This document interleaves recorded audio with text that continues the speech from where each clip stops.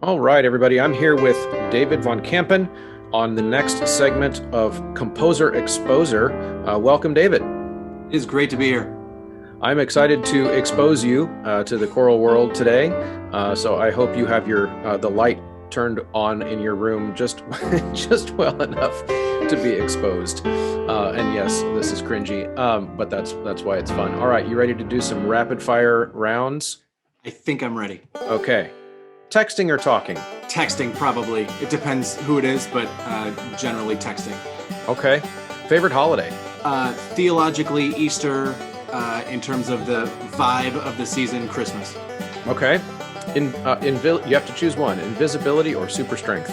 I think super strength would be more useful. Can I turn it off? There are sometimes you don't want to have super strength. Good probably. Question. I will defer to you on that. Well, if you can't turn it off, then definitely not invisibility. So I guess I choose strength either way. Okay, got it.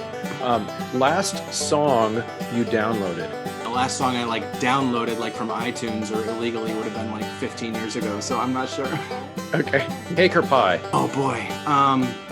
There are types of cakes and pies that I like and types of both that I don't like. So it would definitely depend on the specifics. But if you put my favorite of each against each other, so chocolate cake against apple pie, it would probably be chocolate cake in a narrow victory. Okay. All right. Why can't we tickle ourselves? I don't feel qualified to answer that. There's probably a science reason, and I have no idea what it is. So you should probably ask a scientist. Okay. All right. It's one of life's great mysteries. What is the best age? 35. 35. I've wanted to be 35 since I was a little kid, and next year it's going to happen. I'm so congratulations. Excited. It's all downhill after that. Just warning you. Okay, last one. If Voldemort offered you a hug, would you accept? Yes. That is so compassionate. My wife gave me a Slytherin sweater for Christmas, and at first I was kind of offended, and then I thought she got it right. So I feel like I need to do that if he asks. You survived the gauntlet of the rapid fire round. Way to go. Thank you. So now that you're through the initiation phase, let's talk a little bit about you as a composer. Tell us first just about a little bit about your background and how composition fits into your life, how it got into your life.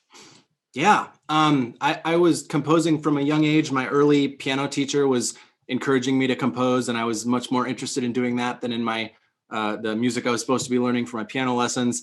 And I just kind of continued doing it through grade school and high school. And at some point realized you could major in composition in college, and it was kind of downhill from there. I love jazz choir and vocal jazz and composing for traditional choirs. And you have some music published on Graphite, and of course Graphite's one of our affiliates here on the show. And so why don't you tell us about one or two things that you've got on Graphite that they mean something special to you. Of course, every composer would probably say something like you can't make me pick my favorite child or whatever. But if are there any pieces on there that kind of tickle a special place in your heart?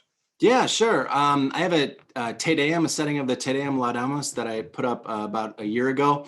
It's about a 15-minute piece in 4 movements for SATB and string quartet and piano. Really happy with how that turned out. There's a wonderful recording of Concordia Seward singing it in a video recording session that people can check out on my website. Just really happy with how that piece came together. My kids at school are doing your Shepherd's Hymn, yes, which is also on Graphite. Oh man! And so far we've sight read it twice. Nice. So we went through our processes to read on solfege, and then I make them read a second time, adding the keyboard part in. Awesome. And we're trying to get people to go check out your music, so don't take this the wrong way. When we sight read it without the piano part, the kids were like, okay.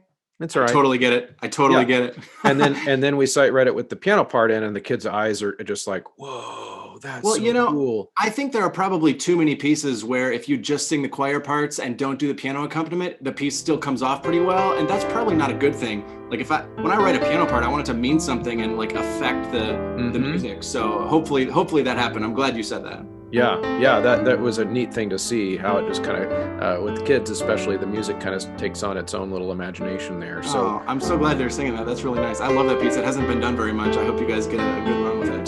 Sounds good. Thank you so much for having me, Chris. Yep, thank you. It was a blast. Have a great night. All right, bye.